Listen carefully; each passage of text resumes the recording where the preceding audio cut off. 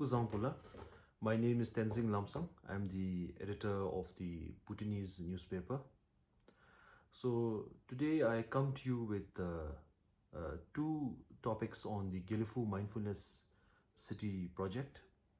The first one is on who could be the potential investors for the project. The second is on how are we going to fund this project. So before coming to this too, in my last video I had mentioned that the government is looking at best practices, international best practices in compensation for land. So here a small update is that one of the options being looked at is for possibly giving shares in the project. And then we already have an existing option of, in the Gelephu airport land acquisition where people are being given satsap also. So there are many options available. Now coming to the first burning question of who could be the potential investors. What I've been told by officials and sources is that there is a lot of international interest in the project, as in foreign companies from countries across the world who are interested about this project. And these companies are in the field of health, education, finance, technology, bioscience, infrastructure, and energy, which is Bhutan's strong point. Now, the next obvious question is, who are these companies? Over here, I've been trying to get the names, but our government has signed non-disclosure agreements with these potential foreign investors, as in the names cannot be disclosed, the companies' names cannot be disclosed, and this is part of the commercial privacy or commercial secrecy. And so we will know more when things develop more on the ground.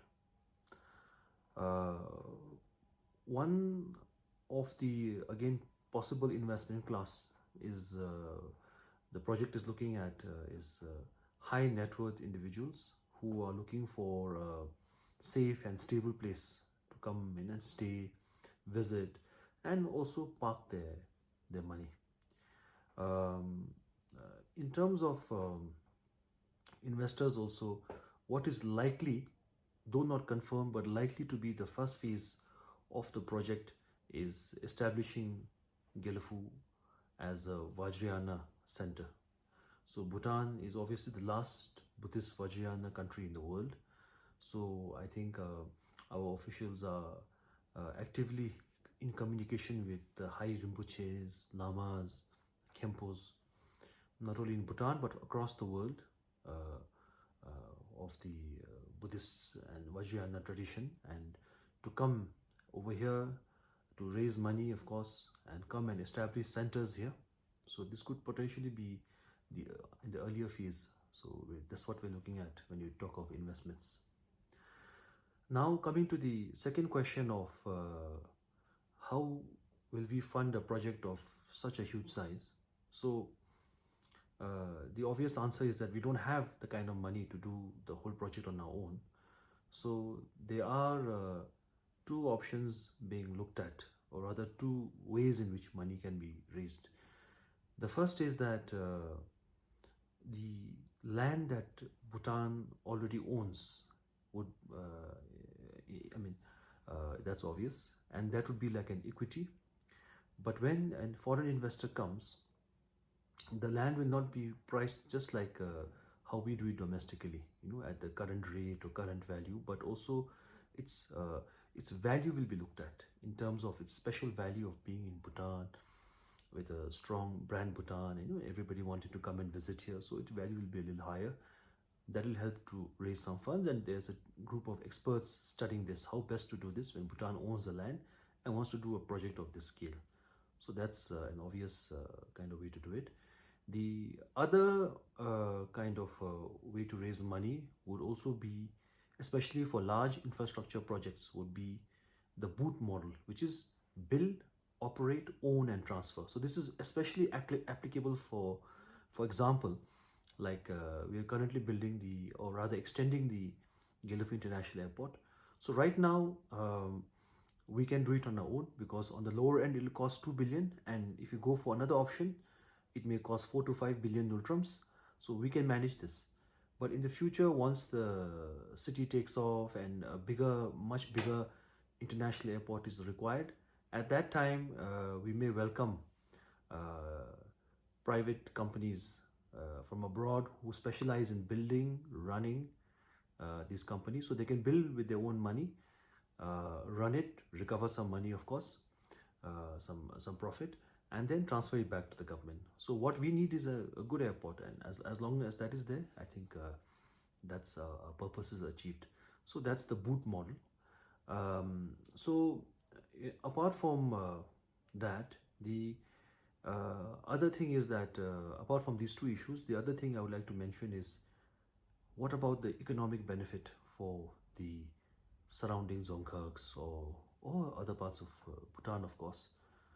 So the project, of course, the revenue which will be generated from this project will be benefiting all 20 Dzongkhas.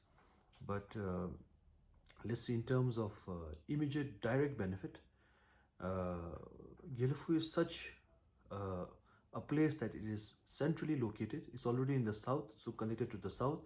At the same time, it's close. It's connected to central Bhutan. It's very close to the east, and connected to the west via Wangdi and Sirang. So benefits from here will flow out to the surrounding Dzongkhas. Then the other option is that other thing is that, like in Paro and Thimphu, if landlords or people are worried that the apartments will go empty, or shop space will go empty, investors who come to Gelephu can also come and basically may want to have let's say a holiday home, or rent an apartment in Paro and Thimphu to come. They can do their business in Gelephu and then come for relaxation, or reside here even. So these are the various aspects of the project. The Bhutanese paper, we've done quite a few stories on Gelephu in our latest issue. So you're free to pick up the paper. Then you can subscribe to our PDF, which is a digital copy of the paper, which will come in your email. And you have our website, of course, the www.thebhutanese.bt. So the stories normally are quite exclusive and in depth. And I would like to now sign off. Thank you.